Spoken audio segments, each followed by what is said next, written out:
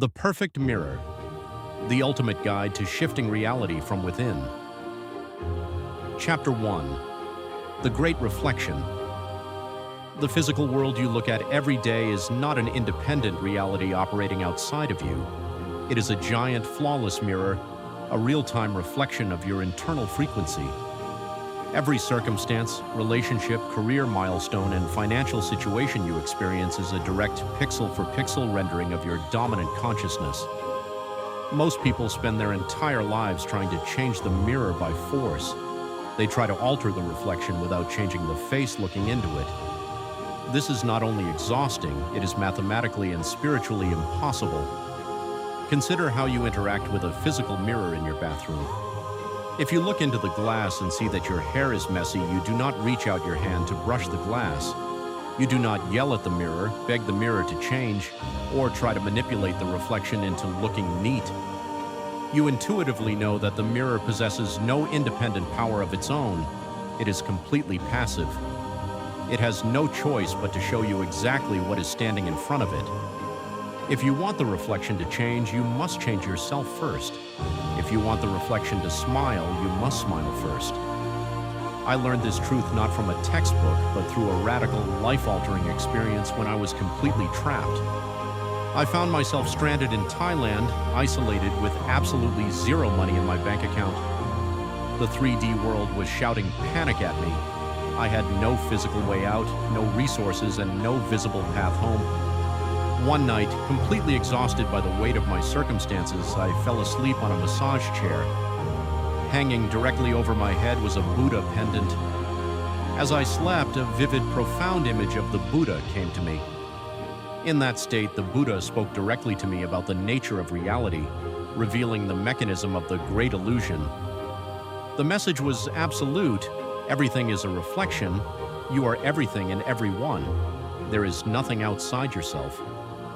Modern physics calls this the many worlds interpretation. Every single reality you can imagine already exists right now as a wave of probability in the quantum field. When my physical body was trapped in Thailand, the reality where I was already home on a plane was not a far-off dream.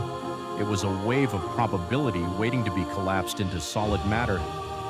Right there, still physically trapped but spiritually awakened, I decided to test the mirror. I completely withdrew my awareness from the reality of the massage chair and the empty bank account. Instead, I went straight to the end. I mentally assumed that I was already sitting on a plane, flying back home. I tuned my internal frequency to that specific reality, collapsing that wave probability into physical fact. I felt the vibration of the aircraft, the relief of transit, and the absolute certainty that the journey was happening now. What followed was a masterclass in how the quantum mirror responds when you shift your internal state. Without me forcing or manipulating the 3D world, a rapid series of events unfolded effortlessly. Out of nowhere, my family sent me $500. A hotel room manifested for me to rest in. A flight home was booked and secured. From absolute zero to flying across the world, the physical mirror rearranged itself perfectly to match the exact scene I had assumed in my imagination. It was the ultimate lesson. I was the one creating the reflection all along. The exact same law applies to the fabric of your physical life. The universe is a grand quantum mirror. Your dominant assumptions, deeply held beliefs, and inner convictions project outward to create the solid-seeming world you see. When you look at a bank account that lacks funds or a relationship filled with conflict, you are looking at a reflection of an internal concept of lack or unworthiness. Most people try to solve their problems exclusively through heavy 3D action. They struggle, they fight, they argue, and they hustle. They try to change the reflection by smashing the glass. This might yield temporary forced results, but because the internal mold hasn't changed, the mirror will eventually project the same old problems right back into their experience. True power belongs entirely to the consciousness that views the mirror.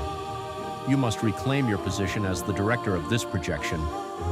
When you change your inner state, the thoughts you accept as true, the feelings you inhabit, and the story you tell yourself, the external mirror has no choice but to change. It does not require permission, and it cannot resist you.